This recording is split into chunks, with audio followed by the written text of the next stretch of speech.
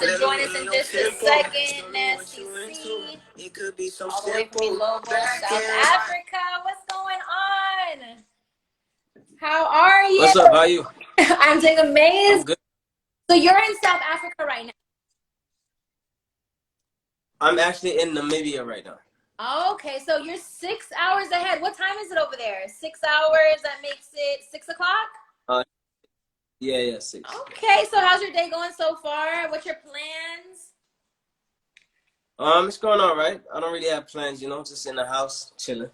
Just chilling in the house. So what does a day in the life of Nasty C consist of? It depends. If I'm at home, it's probably like a lot of studio, a lot of Call of Duty, a lot of movies and stuff. Oh my gosh, Call of Duty. I don't know if you saw that Saweetie and Quavo video that went viral. We're not going to talk too much about it, but apparently he was carrying a Call of Duty suitcase. Is that what that was? Have you seen this? I didn't even see that. You haven't? No. Apparently he was carrying a Call of Duty suitcase, and it was like a big thing. But anyway, for those on my end that may not know who you are, which I'll be surprised if they didn't, because you're huge. You're larger than life. This is Nasty C, all the way from Lobo, South Africa. You got a song placed on Coming to America, Black and White, featuring Ari Lennox. How did you feel when you heard that this song got placed? I was very excited. They actually hit me up before the song even dropped. So when they called my team to ask if I had any material or if I was interested in writing any material for the movie, we'd already had that song in the bag. So we pretty much gave them like a bunch of options, songs that were set to come out sooner, some set to come out later. And then they picked that one, and I'd already picked it to be on the album anyway. So I was like, oh, this is dope, Wow. And I was I was excited, man. When you recorded this song, every song has a story behind it. There's a story, how it came about. What is the story behind Black and White? I actually made this song when I was in Atlanta about a year ago now, I think. And I didn't really think much of it, at the time, because I actually just made it and completed it right there. And I just kind of had it in, right? And then a couple months down the line, when I was back at home, my A&R from the States hit me, and he was like, yo, so I introduced, he was like, I introduced Dreamville to some of your music, and Ari was down to work with you. If you love Ari and her music, we can definitely make it happen. So I did my own research. I listened to a little bit of Ari, and I was like, oh, I might have something that might be perfect for her, Right. So I picked that one. I feel like she just killed it, man. She gave it life, you know what I mean? Like she took it to a whole nother dimension. I couldn't even imagine. Yeah. I didn't even know there was anything missing until I heard her stuff, and I was like, oh man, like she took it there, I don't listen to Ari Lennox too much, but it's so crazy to me how, you meet an artist and you listen to their music and that artist is featured on their song, and all of a sudden you're like, wow, they're dope. I want to go listen to more of their music. So that's really dope. I'm sure that's happened for you too. What artists have you collaborated with that you've seen that has made an impact with your career and your music? As far as how you've done.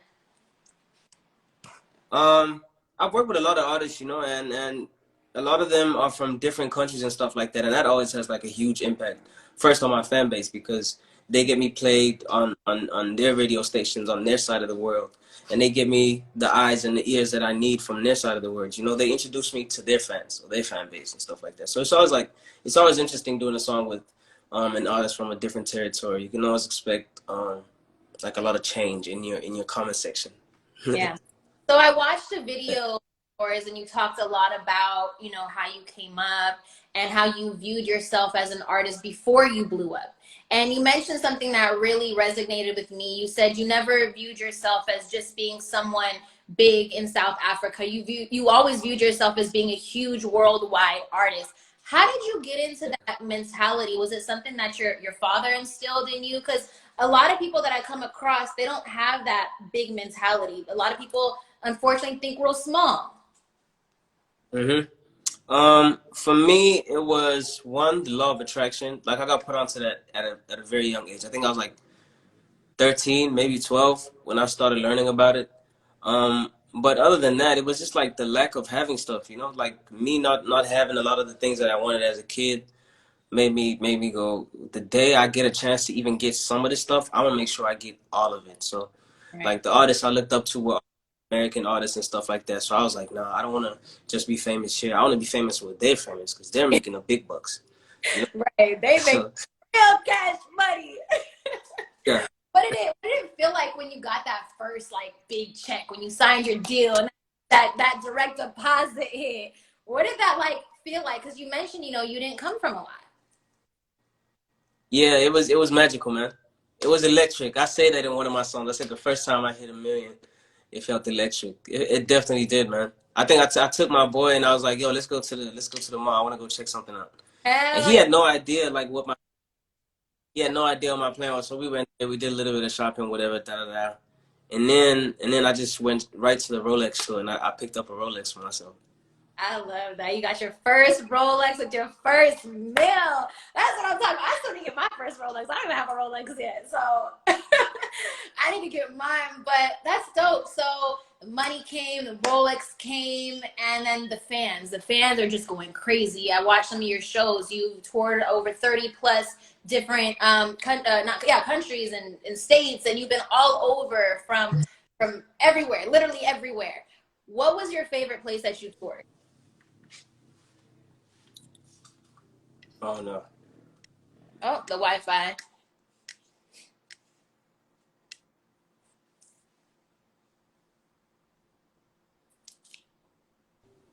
I think his Wi-Fi is acting up a little bit. But it's okay. Oh, there we are. We're back. Oh, there we go. All right, there we back. So All right. yeah, saying what was I saying? What was your favorite place that you ever toured? Your favorite city?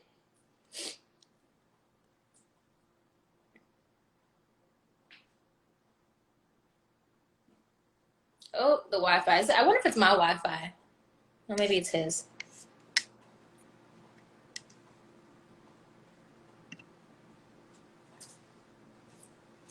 You gonna wait for him to come back?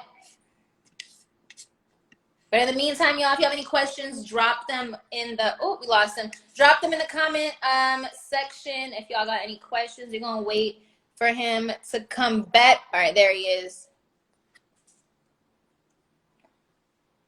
Let's see if we can get him back. Hopefully we can. This has been a really dope conversation. There he is. Hey, All right, back. damn. Okay. So No, you good, you yeah, good.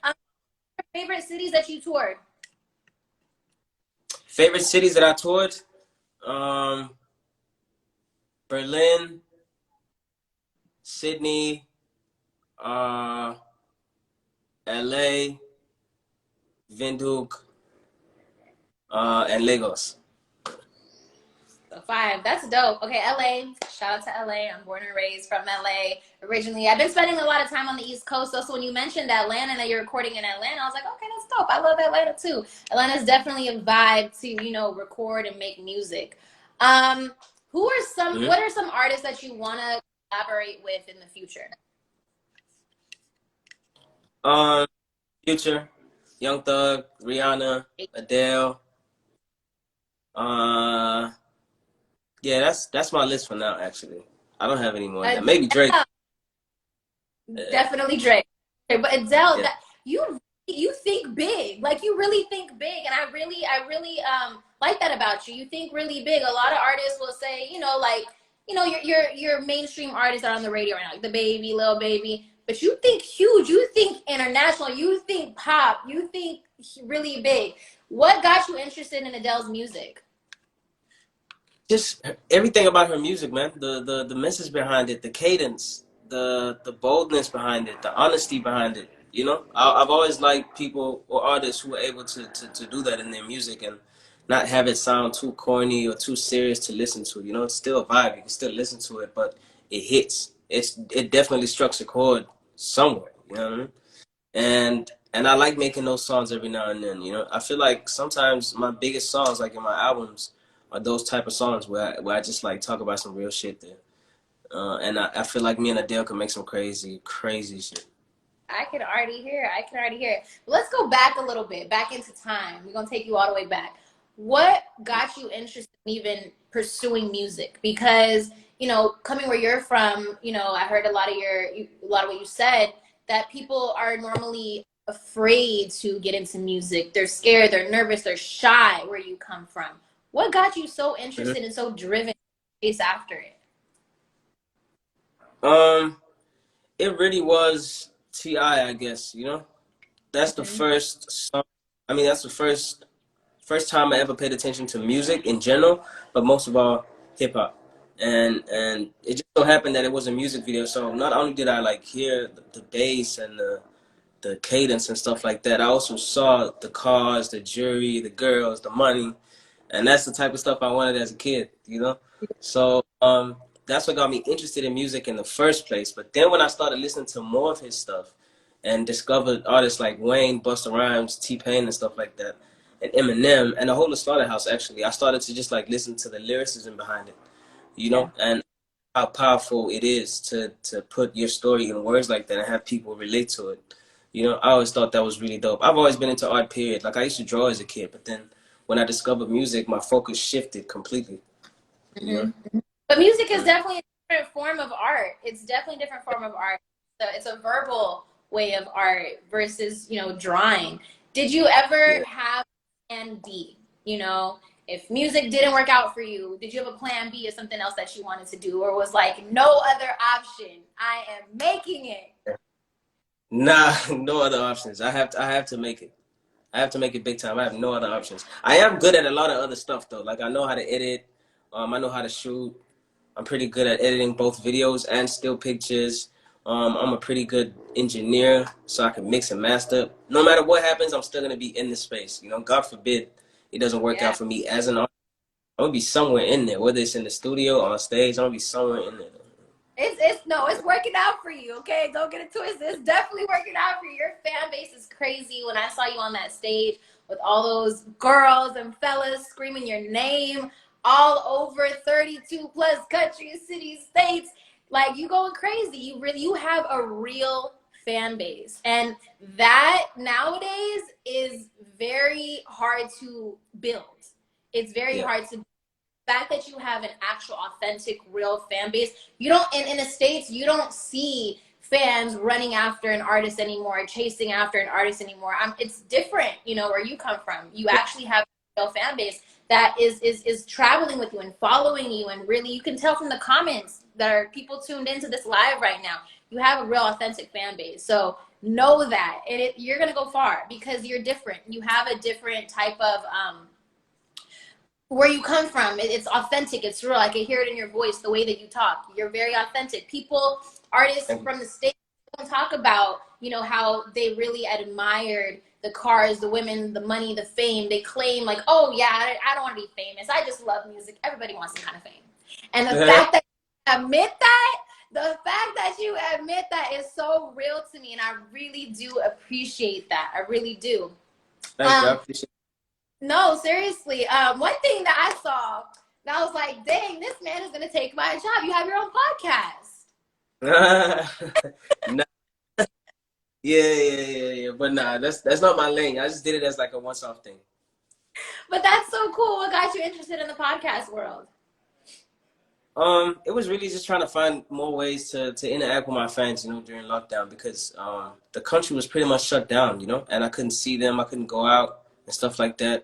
So we were trying to find a way to like still be um in contact with my fans, so to say, you know, still be able to put out all these dope messages out there and all this vital information, in my opinion, you know, for an up and coming artist. I usually have like a tour. So I have like the Ivy Sun tour, and in all my activations, I'll try and like get people to come up on stage with me and rap or say what their dreams are and stuff like that. And the end goal is always to like motivate every single person. So I do like a bunch of high schools every single week leading up to the tour, right?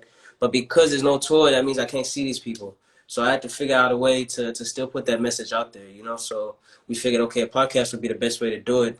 And then we partnered with Old Mutual to also get kids to get a little bit of like financial education, you know? So all they have to do is like sign up for that whole thing, pay a very small amount, um, and then they can get like access to the studios and stuff like that. That's So it'll be best if we do it this way.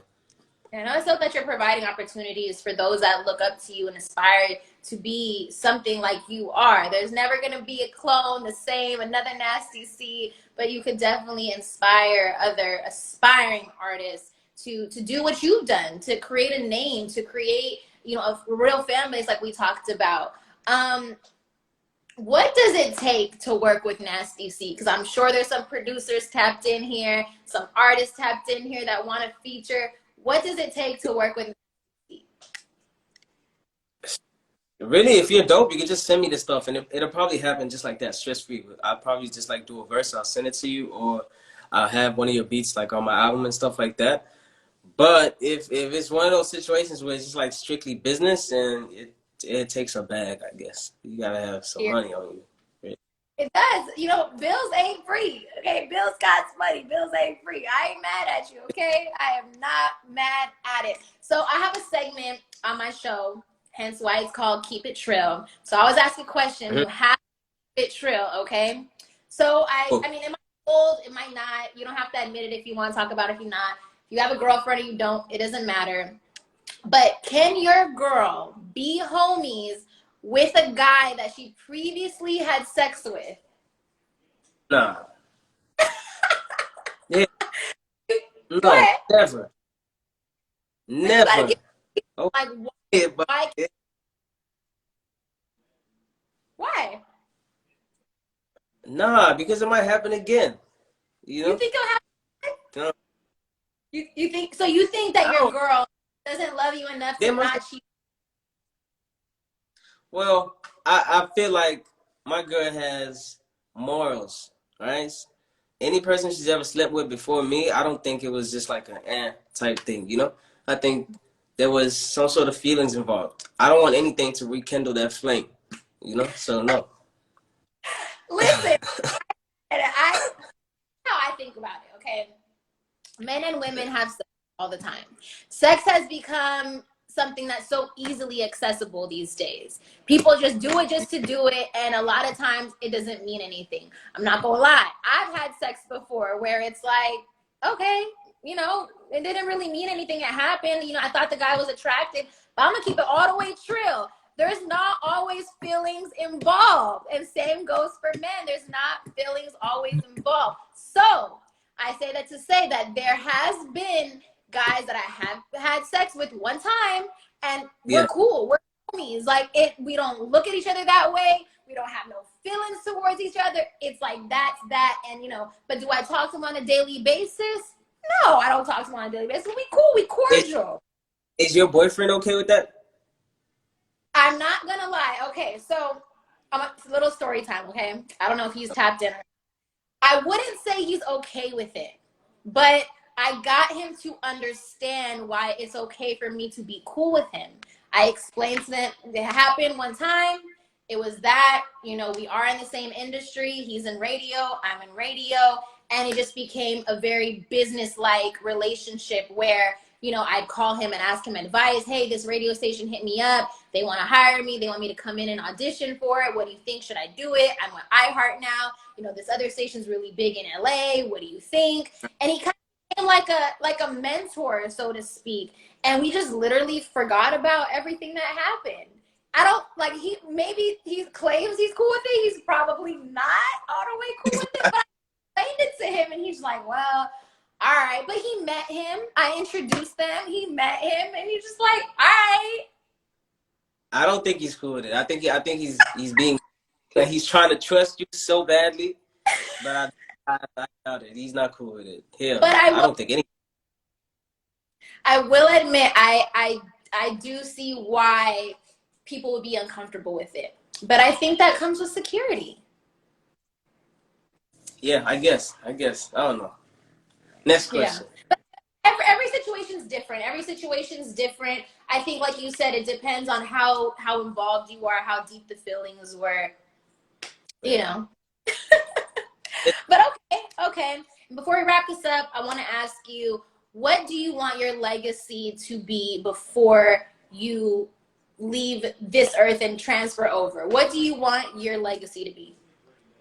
I want to be known as a guy that possessed and spread nothing but positive energy. Um, Somebody who did something that was regarded as impossible, especially from where I'm from. Mm. Um, Always gave hope everywhere he went. Someone who was kind, super talented, got very fucking rich. Uh, and yeah, just made history, I guess. Yeah. I love that. I love that. And I love the part that you said about, something that was seemed impossible from where you're from. And you're inspiring so many people based off that documentary that I watched. You're inspiring so many people. You continue to inspire in the comments. I can see that people look up to you. So keep doing what you're doing. Keep striving. Keep doing your thing because you are going far. You're with one of the biggest labels over here, okay? The biggest labels, and they support you so much. I hit up EP and I was like, let's light up some interviews. He's like, you gotta interview Nasty C. I was like, let's do it. Let's do it. They support you. And that's key for your label to support you. So I fuck with that for real. And what's next? I'm sure the fans are wondering what's next for you. What's going on? I'm dropping a whole lot of music this year. I want to drop about like 3 projects at least. A lot of collabs with a lot of the guys in the States, some guys in Germany, Brazil, England, Japan. So there's a lot of collabs coming out. I'm coming to the States in about 2 weeks or so, something like that. So I hope I Where you get to coming? make a bit more. Say again? Where you going to Atlanta? Yeah. Okay, well, we got to link up. I'm going to be out here. We got to link up. I mean, producers, we got to get a session in, make some dope music. I don't know if you heard of Ruby Rose, but one of her hits, my producer produced it. So let's get it. For sure, for sure. I definitely make that happen. Definitely. Yeah, let's happen for sure. But listen, it was such a pleasure talking to you. You're dope. I love your energy. Energy is everything to me. Keep doing what you're doing. For those that don't know, Nasty C, Def Jam recording artist, got a hit single out right now with Ari Lennox, Black and White, which is synced on this movie Coming to America. If you haven't watched the movie, go watch it, tap in. Stream his music and more music coming soon. Keep it trill. KALISHA, Nasty C, hiphopvibe.com. Thank you so much for your time. Thank you. I Bye. appreciate you. Bye. Appreciate you.